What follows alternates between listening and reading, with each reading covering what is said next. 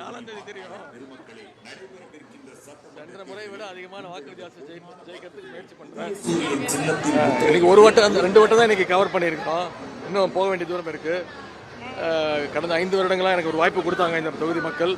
பெரிய வாக்கு வித்தியாசம் ஜெயிக்க வச்சாங்க, முதல் வாய்ப்பு. அந்த 5 வருஷமும் நான் அவங்களோட இருந்திருக்கிறேன். கோவிட் காலமாக இருந்தாலும் சரி, மழை காலமாக இருந்தாலும் சரி, 365 நாளும் என் தொகுதி மக்களோடு தான் இருந்திருக்கிறேன். அதற்கான வரவேற்பு இப்போ தெரியுது. நிச்சயம் பெரிய வாக்கு வித்தியாசம் ஜெயிக்க வைப்பாங்க. சென்னை எப்பவுமே திமுகவோட கோட்டை தாங்க. இந்த முறையும் நிச்சயமாக சென்னைக்கு நிறைய திட்டங்களை நம்முடைய முதலமைச்சர் பண்ணியிருக்கிறோம். நம்முடைய அரசு பண்ணியிருக்கு. வட சென்னை வளர்ச்சி திட்டம் பண்ணியிருக்கு. சாலை மேம்பாட்டு பணிகள், குறிப்பாக மழைநீர் வடிகால்கள் பெருமளவில் பண்ணியிருக்கிறோம்.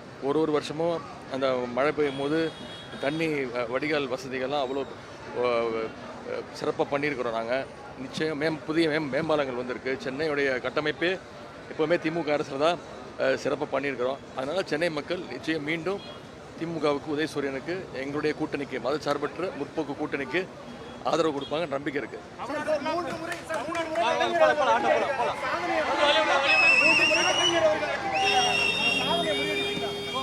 கலைஞர் சாதனையெல்லாம் முறியடிக்க முடியாது.